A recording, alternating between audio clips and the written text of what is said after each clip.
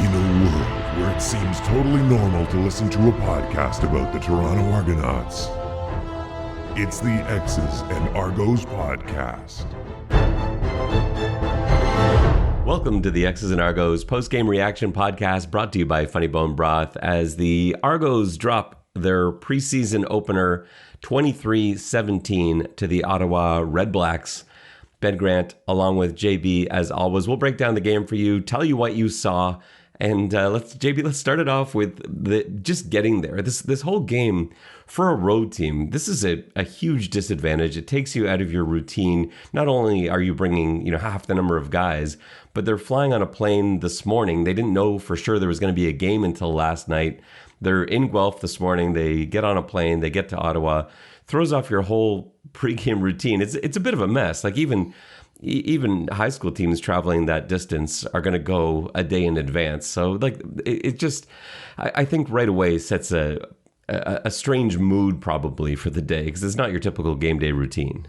Mm-hmm. I actually thought it was pretty good. I mean, I thought that like the Argos Edmonton game at the end of the season last year was way worse than that. Oh yeah, no. In terms, I'm not saying it affected the quality. I just think, I actually think they responded quite well. But it's just not an ideal situation. No, it's not great. But I honestly, I was impressed. I thought things looked pretty fluid for a team that didn't have a lot of practices and traveled on the day and was basically starting the bench.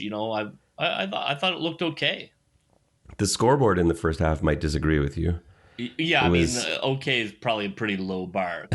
I mean, when the bar is the Edmonton-Toronto game, That's true. But this was much better than the Edmonton-Toronto game. Right.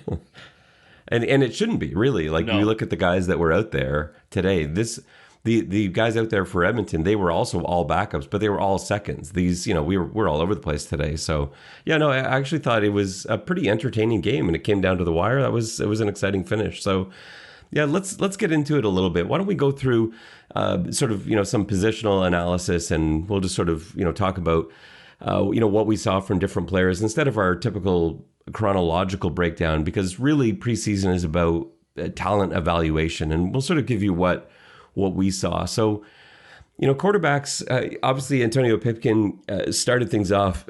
I thought, after what was a bit of a rough outing in the scrimmage, he came out fairly conservative, 7 of 9 completions, and he did get picked, and half the blame's on him. It was sort of a drop ball, but it came late. His receiver was open early, and if Pipkin lets go of that ball timed correctly, that's an easy completion for a first down. It ends up getting knocked up in the air because the receivers hit right as the ball gets there, and it gets picked. But it's a much better look today, I thought, than what he gave us last week.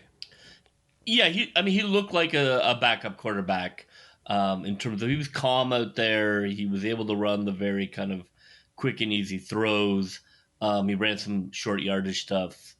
He could come in and give you a fourth quarter if you had a lead, and keep the water at bay. That's what he looked like. Where obviously Kelly is more fireworks, but he didn't have Pipkin's, I don't want to say professionalism, but sort of, right. That Pipkin. I thought Pipkin looked fine. He's not going to look any better than that. If he was better than that, he'd be a starter. I thought he looked okay. I thought his passes were decent. I thought he moved the ball, as well as you want your backup quarterback to move the ball. So I was happy with it. I thought he probably solidified himself as a member of the quarterback room. Coach Dinwiddie in his press conference mentioned that on Pipkin's pick that he wished he had looked at the other side of the field. And I guess kind of what I got from that comment was that maybe he felt that Pipkin was sort of zeroing in on his targets and maybe not seeing the whole thing. I'm sure he was. If Pipkin could see the other side of the field, he'd be a lot more expensive. I wish my car was a Ferrari. Yeah. Okay. Let's talk about Chad Kelly. So he comes in, that opening play he had where he threw that ball 400 yards was exciting until it was incomplete. I wondered if that was a scripted pass, so I asked him about that after the game. He said no, although he did say he's been begging to throw a deep post for a long time. Yep. And so that play call came in. He said it wasn't a planned thing. They weren't planning to come out there and just bombs away, show off his deep arm. But the post call was there. He saw it open, and it was just about a foot too far. What was funny is he felt it was underthrown. When it left his hand, he felt like it was short, but it just ended up carrying, and they couldn't hook up. And that's really tough too, because as the three, you're not going to get tons of time to work with receivers. I mean that pass is such a timing thing. The wide receiver knowing what the arm strength is and what the pace of the wide receiver is, and for really a pretty cold partnership, I thought that was a pretty good miss, if there is such a thing, because I'm sure those two have not run many reps on that pass. Yeah, and he talked about that difficulty after the game too. He said that it's just constantly different guys in there, right? And it's not like McLeod Bethel Thompson, where he's pretty much getting the same guys each time, or not that many more guys than he's used to. But when you're the second or the third guy, you're getting everybody, and so yeah, I'm sure sometimes he's leaving the huddle and he's like, wait, who do I even? Who's my ex here? Who's probably a lot of the guys he's still probably learning names and all sorts, and you're trying to account for a guy's speed on a post route. That's as you said, like that's a pretty low percentage. Yeah, and he threw that one window pass that really should have been a pick but wasn't. I think he's exactly what we saw at the scrimmage. Look, he's got an electric arm. He can scramble. I think there's nothing but excitement if you look at him. It is just going to be a question of will he become a film head and be able to throw the ball downfield against defenses, But look, I think for a number 3 quarterback, a prospect you're developing, I was pretty happy with what I saw in that. He looked like the third quarterback. He couldn't really read stuff downfield, but there's no doubting his arm, and there's no doubting his presence out there. He feels like a quarterback. Now he just has to do the study to get there. He did have that one play that you mentioned where it looked like a young quarterback thing, where his legs were tied up. They were, getting close to the end zone. Yeah. His legs got tied up. Yeah. He saw a receiver, I think it was Richardson, that was open down near the end zone, and you're just like, you can't throw that ball. Yeah, and he just like, I can get it there, and that should have been picked. But aside from that play, and maybe another one where he just tried to throw it 500 miles an hour through that tight window, you take those two away. That's something that I think he can learn from and get better. But, he ends up 7 of 12, 78 yards. He had that really nice touchdown drive on the Javon Leake touchdown. That was largely him that got them in that position. So, he made some really nice plays. Yeah, I think it's kind of the classic, right? Like Pipkin's got a higher floor and a lower ceiling, and Kelly's all ceiling and bottomless floor.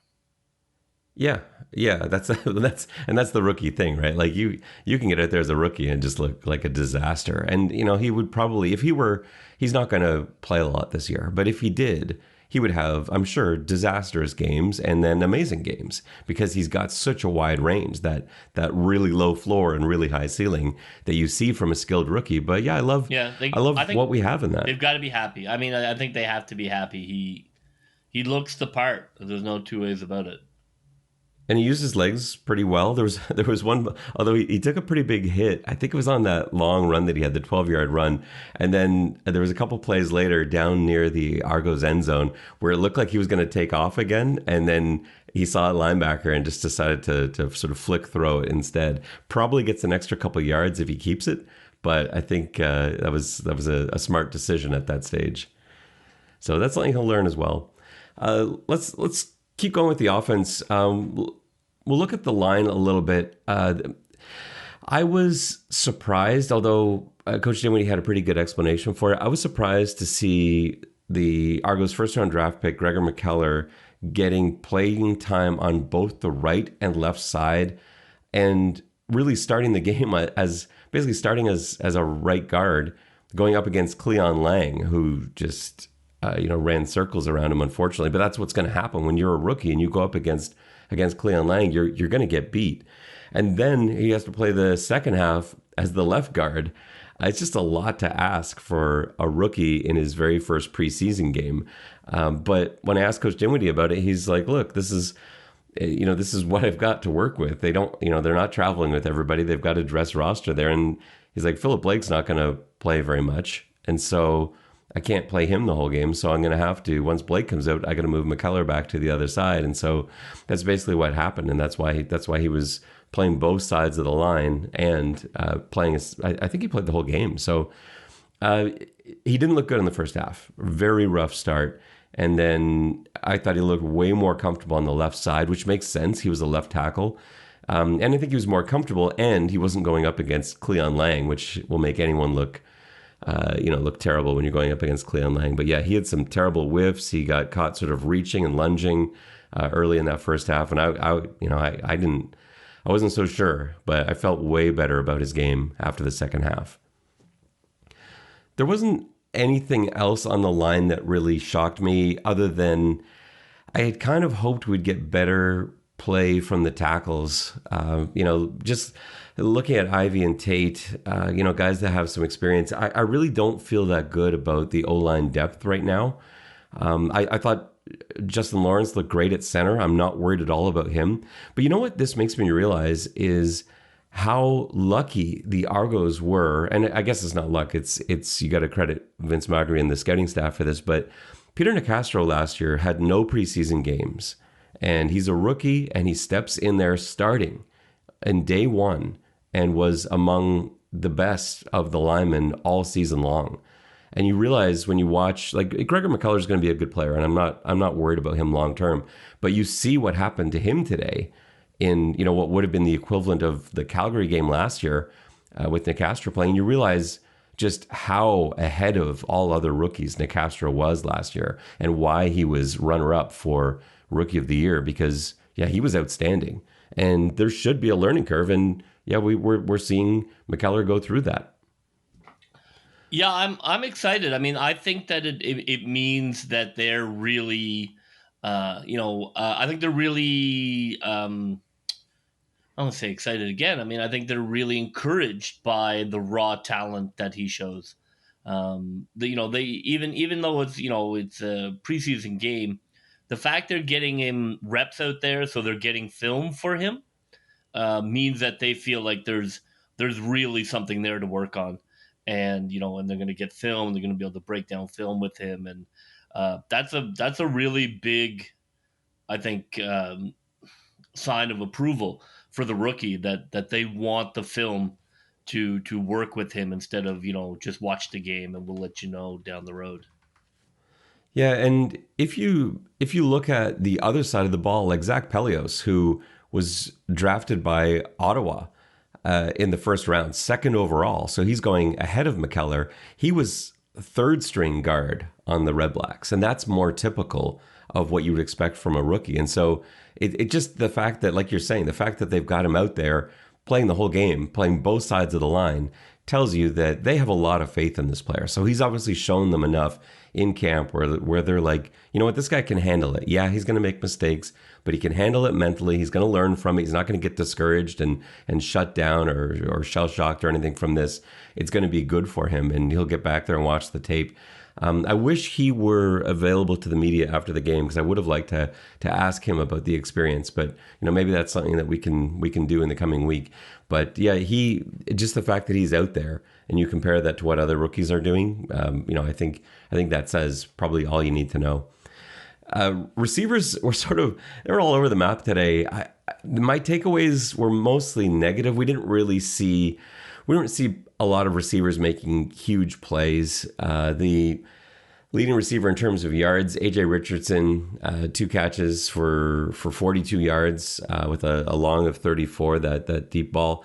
I like Richardson a lot.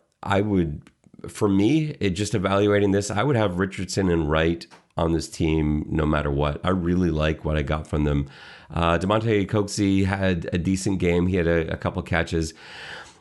Jamari Hester, who was talked about a lot after that double blue scrimmage. Remember when we watched that game, we saw that touchdown and we loved the touchdown. We were blown away by it. We love his size and speed combination, but we saw a couple drops in that double blue game, and he had a couple more today. One was a drop. One looked like it was, it's still probably a drop, but it was a tough catch. But there he is with 4 targets, no receptions, no yards, obviously. And that's a concern for me. And so a player like him, I don't want to get rid of him because I think there's so much potential there. Again, I love that size speed combo. You can't teach that. It's something that I think they can work with. But I think he's probably a practice squad target, and you're just hoping no one else picks him up at that point. I wouldn't be surprised actually to see him get less time in next week's preseason game, just to actually show him a little less, because I think that's a player that you want to work on and develop with the hopes of him being a real difference maker.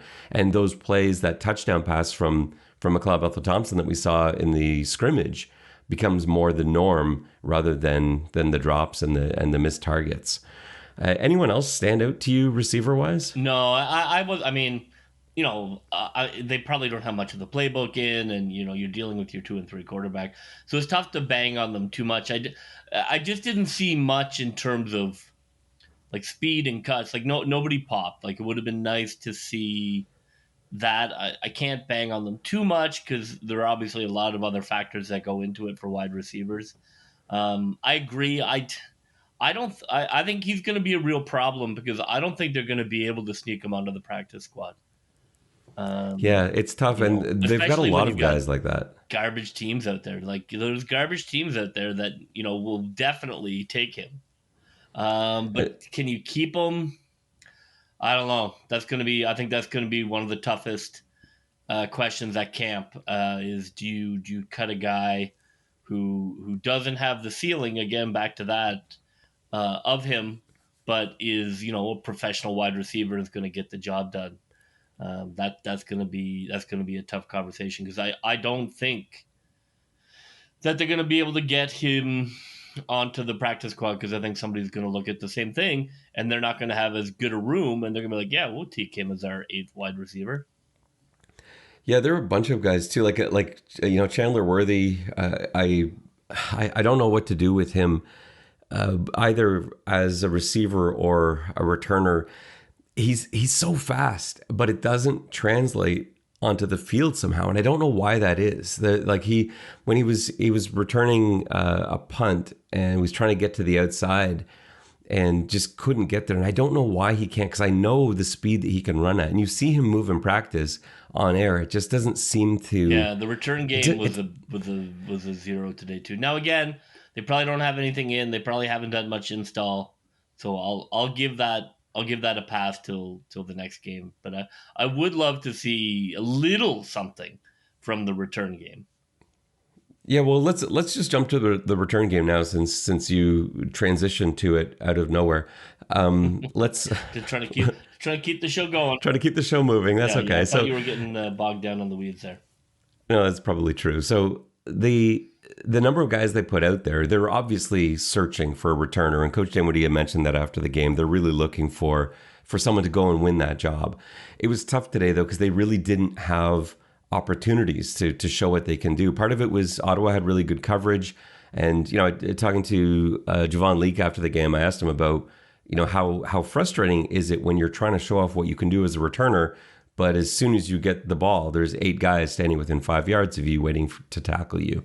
And he just basically said, it's a process, and that's where we are right now in the preseason. And eventually the blocks will hit, and there's going to be space, and there'll be windows for him to go through. But yeah, for all those returners, everyone that they put back there, and it was a ton of them, Isaiah Wright, D'Angelo Amos, Darius Robertson, Chandler Worthy, Javon Leake, Tony Jones had a return. I thought at first it was Robbie Smith, and because it looked like 40, and this was when Robbie Smith was playing out of his mind in the first quarter. We'll get to the D-line in a second, but I thought I saw 40 catch the ball, and I'm like, if Robbie Smith is got a kick return on the stats too, then this is like the best game of his life. But I think it was Tony Jones they ended up crediting. Running backs, Javon Leake had the best stats, 6 carries, 33 yards. They almost exclusively were from that 22-yard burst, and then he had that 5-yard touchdown run up the middle. He flashed some speed though. There's excitement there. Yeah, I think he's on the squad for sure. He looked like a professional running back. He doesn't have blinding speed, but he does have a gear. He definitely does have a gear. I like the way he ran. I thought he looked like a starter playing with twos.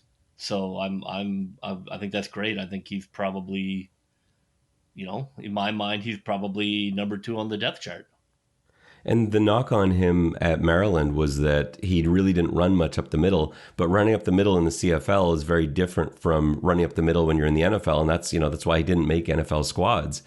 So I asked him a little bit about the space, and to no one's surprise, he loves how much room there is to the outside up here. But I'm sure he also loves that the guys up the middle don't weigh 100 pounds more than they do, which is the case down south. So, just having, smaller backers and smaller D tackles, maybe does open up the middle for him, because he went at that touchdown run like the boulder in Indiana Jones. He came flying up the middle. Timely reference. Well, I saw it last night. It was on late.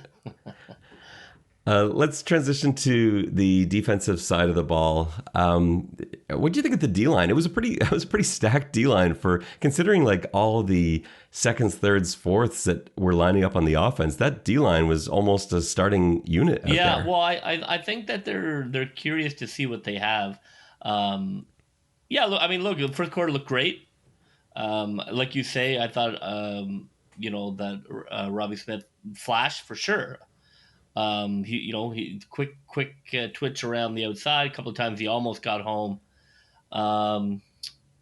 Ray had a couple snaps. Didn't. It's tough to say, right? Just to watch just a quarter of them playing. I thought the D-line played okay. I thought versus the run, they looked pretty stout. I actually thought the run issues were a little more linebacker based than they were D-line based. I thought they looked fine, the same way they did last year. That's who they were last year. They were fine. So I can live with that. It'd be nice if we had a little more game breaking pressure, but it doesn't look like it currently, unless Robbie Smith continues to ascend. Yeah, and he's not the guy that we figured would be the one to go in there with lightning speed and fly around the edge. He certainly had the quicks of everybody out there.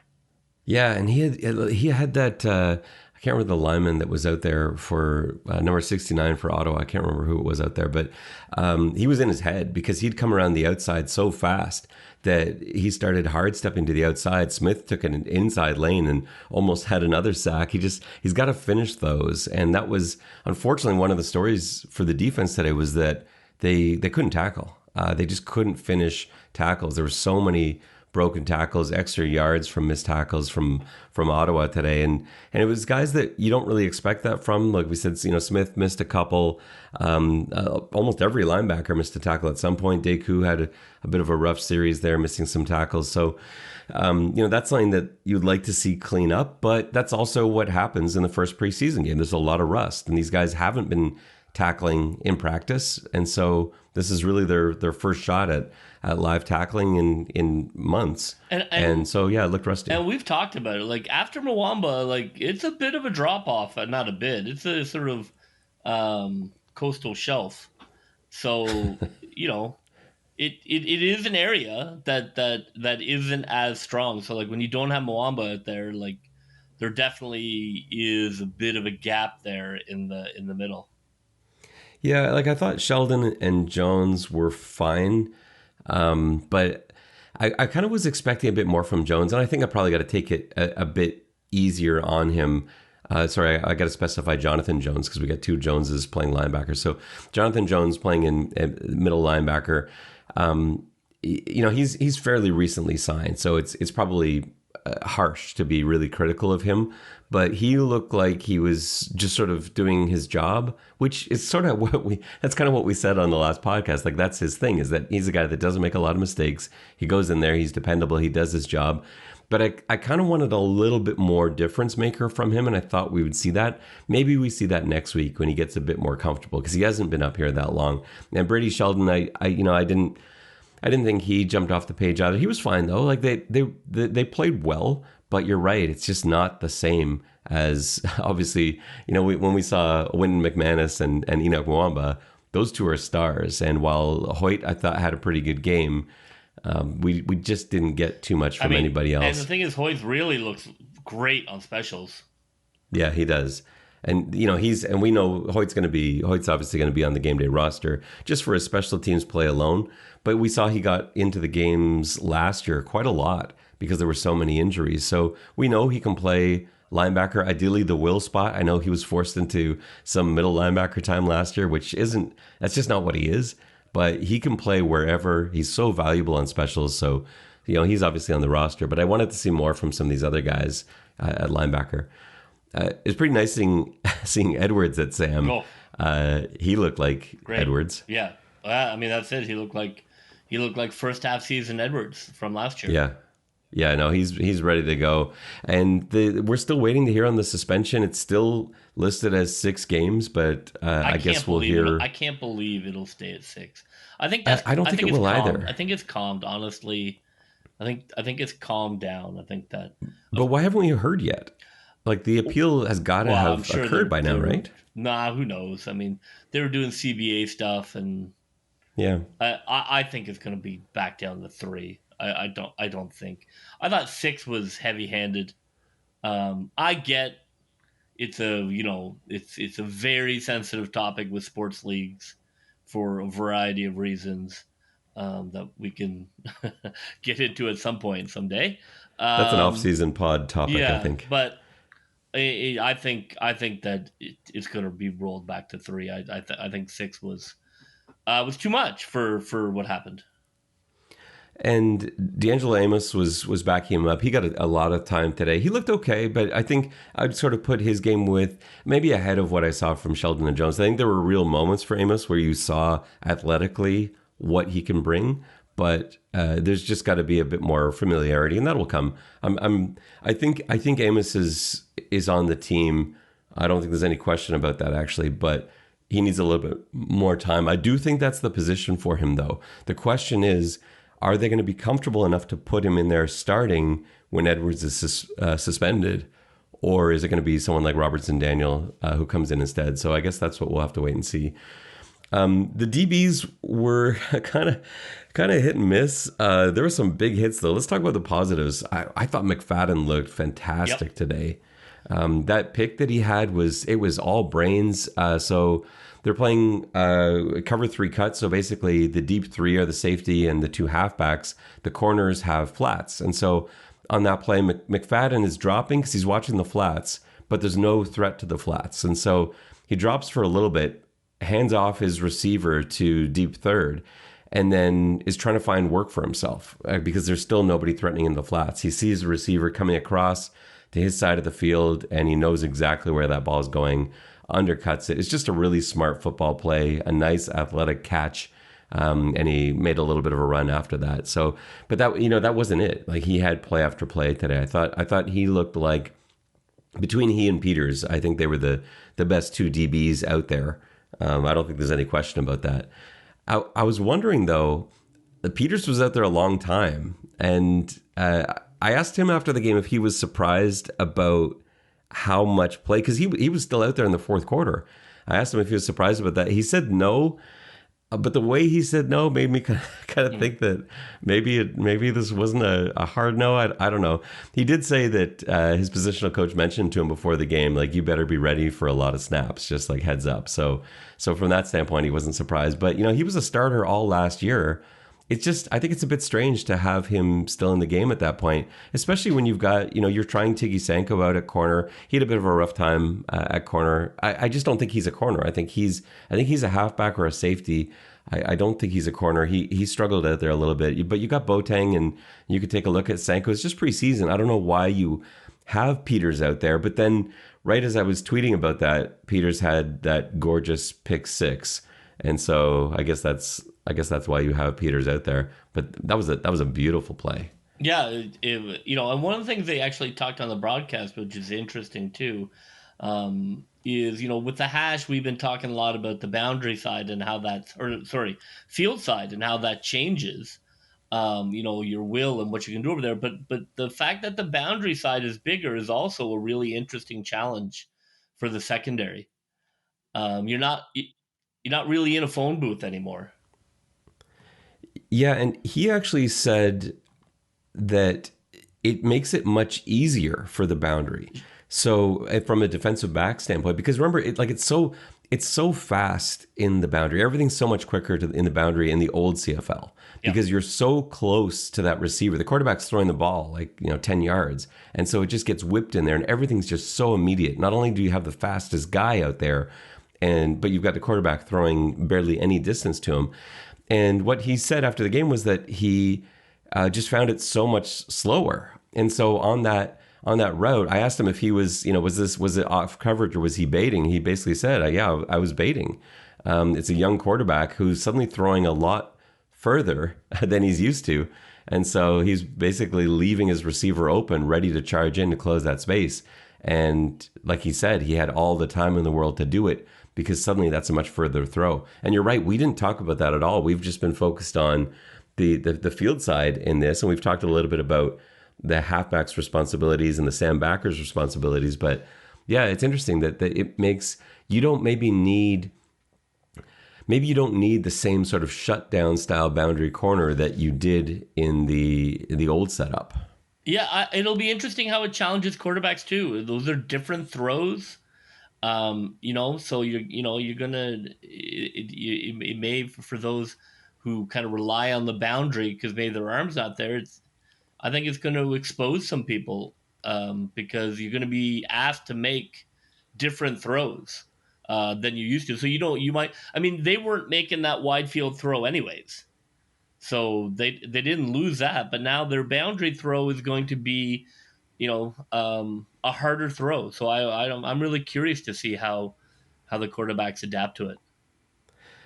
A slightly quieter game from Carnell IV than we saw when he was the star of the double blue scrimmage. Priester out there at halfback. I just thought that's a weird call for him. He's so clearly not a halfback. He's never really played nickel corner. He spent his whole time at Wyoming playing corner. Now he's a traveling corner, so he would play both sides of the field. But it's really different. The difference between being a nickel corner or a halfback instead of an outside corner, it's a pretty drastic thing. And he's got the body type for it and the quickness for it. But you can't just, going from having to really only defend one side to defending both sides, right? Like when you're on the outside, the receiver can really only run past you or in. That's it. There aren't any other options. But when you're in the slot, now they can run in, out, or past you. And it's just difficult. We saw Priester get turned around a few times, and of course he did. That's just not what he's been trained for his whole life. He's been a corner. So I think that was a bit of an unfair position to put him in, but I guess they want to take a look at him everywhere and see where he can fit. But I just didn't. That's not his spot. He's got to be a corner. Yeah, they're not particularly concerned. They had Sutton at safety, which I did think was a better fit, especially because they seem to be going Canadian at that spot, so that made sense to me. And I thought he looked okay there. He missed a tackle. They sent him in on a safety blitz too, which was kind of cool. I think they had him spying on one play as well. It's hard to tell from the TV angle, but I think that's a way better spot for him. He looked far more comfortable there than he did playing corner, like we saw in the double blue game. Not the best game for Tristan Deku. I love Tristan Deku. I think he's got so much potential as a CFL player, and I think he can play any of the DB spots, but it just wasn't his day today. A little bit of rust, a couple of missed tackles, so hopefully he can rebound next week with a really nice outing because he's a much better player than what we saw from him today. Let's talk a little bit about the special teams. I was not that this is new for us. Like we said, even after the global draft, that we wouldn't be surprised to see John Haggerty punting and Boris Bede with field goals. I think that's almost a lock now. And Coach Dinwiddie said in his press conference that he was asked, I think it was Frank Ciccarelli from the Sun that asked him, is this really a possibility where we're going to see Haggerty punting to start the season?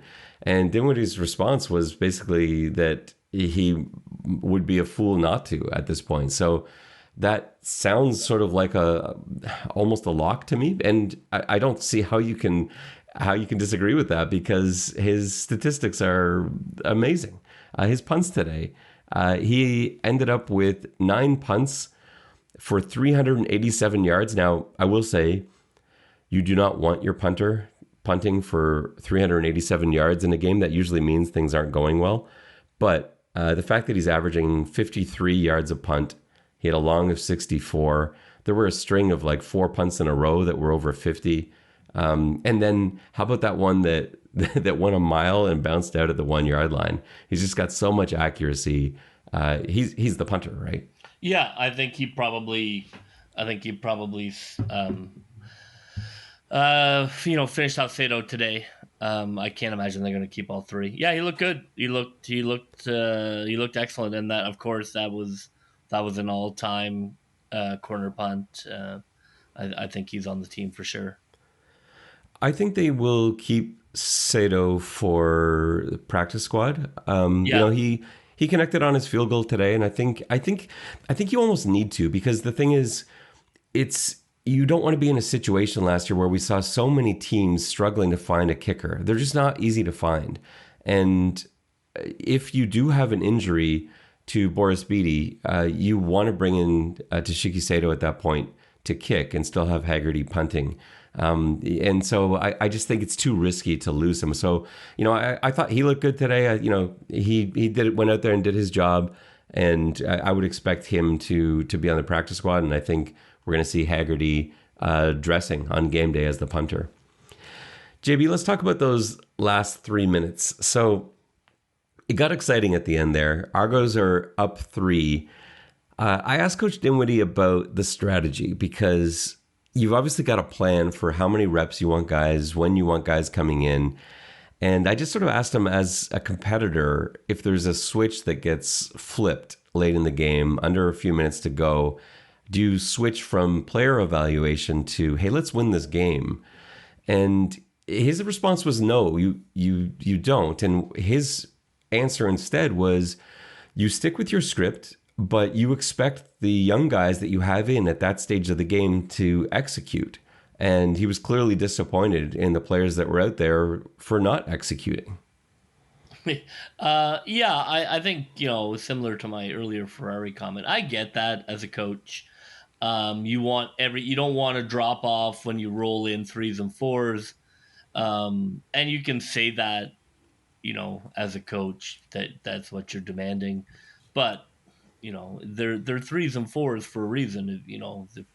If they were really good, they wouldn't be 3s and 4s. So it is going to get a little sloppy. I thought it was fine at the end. I thought both sides. Look, Ottawa was terrible last year, so I don't, I might mock them a little bit for being excited about the win, but I get it, going for it, because they're trying to build something, and I like that the Argos really didn't care, at the end, which is fine too, because you shouldn't care. That's not what this game should be, a practice to you.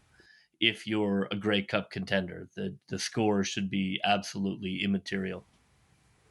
But it's still hard to turn that off at the end where you want to win, right? Because you get down those last couple of minutes and you're like, wouldn't it be nice when we're flying home in a couple of hours and we won the game? It's a practice.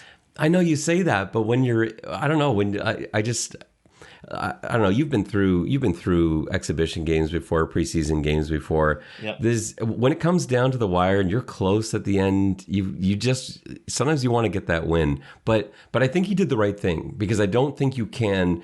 There's so little that can go right from sending guys back out there. So suppose you do send Chad Kelly back out there and a couple of starting receivers and another starting lineman out there. Suppose that's what you do for your last drive. There's so many things that can go wrong. You can get a guy hurt And now everyone's like, well, why would you put him back in with a minute left in the fourth quarter of our preseason game? Or you can not win with that group. And now what does that say? What if that group loses the game for you?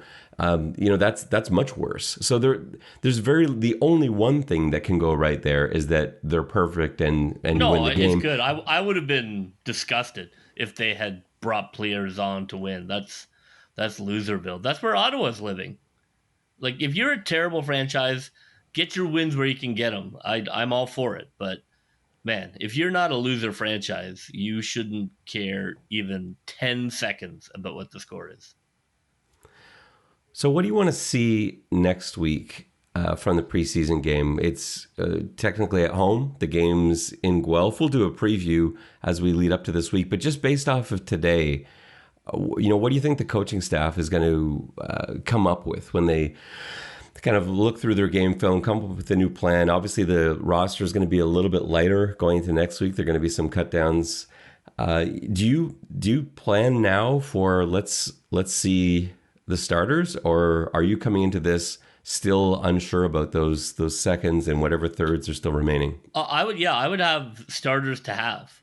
I would essentially have my opening day crew going to half with maybe one or two that you're still taking a look at. But I would play a half a game. I would try and be up at half, and then who cares what happens? Then stay healthy in the second half. But I think play full out, play full starters to half. Especially because you've got a bye week 1. And so this is really the last chance you have for your starters to get some meaningful time.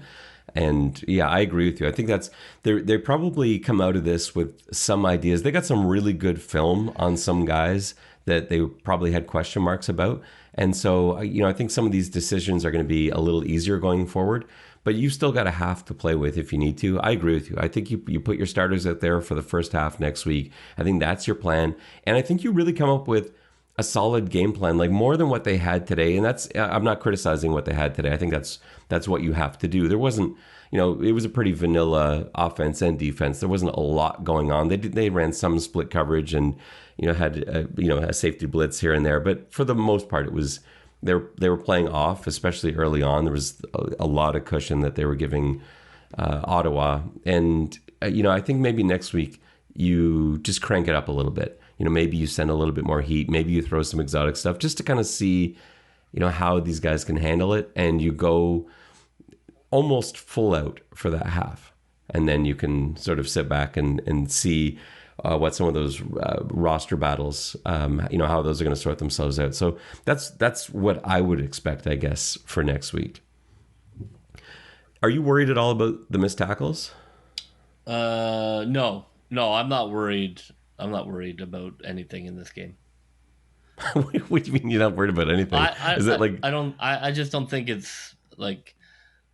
I mean, football, even if you have one or two people who aren't your ones out there, things are going to collapse. It just is, that's just the way football is. There's no hiding somebody on the field. So, if you're not, it's why if you have an injury, your season goes south because you got to have 12 starters. And so when you're not running 12 starters, I don't really pay it much mind at all, to be honest. I'm worried about the tackling only in that I'm worried enough to write it down. And if I see that again next week, then I'm going to be concerned about it. I think, these guys, like I said before, you don't have hitting in practice. These guys aren't tackling every day. It's not like it used to be. And it does take you a little bit to get back into it. I don't really have the answer as to why we didn't see that from Ottawa other than, well, they did have their starters in. But their backups didn't really miss tackles to the same degree that Toronto's did. I don't really know why that is, but yeah, I'm going to write it down, but I'm not, pulling an alarm at this point or anything like that. Last thing, JB, the color of the flags. We had yellow flags today. CFL flags are traditionally orange. I wasn't sure. I felt like, because I noticed it. I was thinking at first, is my TV color off, or are these yellow flags? It just looks so weird to me. And yeah, everyone on Twitter was talking about it. Yeah, they're yellow flags. And then I felt like I was supposed to be bothered by it, but then I realized I didn't actually care. Did it bother you? No, not at all. Yeah, I feel like it should, because to me it feels like, well, this is a Canadian thing, but really it's not. Like it is, but it's not something I care about. Like I care a lot about some things in Canadian football. I love the 3 downs. I like the field size. I like the ball. I like pretty much everything about Canadian football. The color of the flag has never been something that I identified with. Maybe it's just as a coach, I don't like flags. And so yeah, I haven't really registered it, but yeah, it didn't. I felt like I was supposed to be upset about it, but at the end of the day, I don't actually care. No, it's fine. I do think they're making an attempt. This doesn't take much detective work. They want the visuals of the game to look more American. I'm okay with that. I don't think we need to be so provincial that we fear that. I don't mind that at all. That they want, when you look to the game, it's the color of the flags and the hash marks, and it looks like other games. It looks like college football. It looks like the NFL. I think those are easy gives to their desire to potentially sell the game to ESPN. Yeah, I'm fine with that too, because I do think the American networks the NFL, the NCAA, they do a great job of marketing their game, of selling their game. The visual experience is great. The intensity is great. You feel like you are watching something special. And the CFL has had trouble capturing that at times. It's not the quality of play. That's never been the issue. And, I didn't feel... And just, going back to the ratio talk and Canadian talk, like that's not the problem. But the experience, the TV experience is different. And I'm all for them making it look a little bit more slick. And if that means maybe looking a little bit more similar to the NFL in those things and changes of flag colors and hash marks, that's fine with me. I'm okay with all that. So it didn't bother me. And in fact, I think I support that initiative. Well, that will just about do it for us on this post-game recap for your first preseason game. The Toronto Argonauts again losing 23-17 to the Ottawa Redblacks. We'll be back Tuesday as we will get you set for preseason game number 2 against the Hamilton Tiger Cats in Guelph. For JB, this is Ben Grant saying so long, and may all your pre-snap reads be good ones. I'll see ya.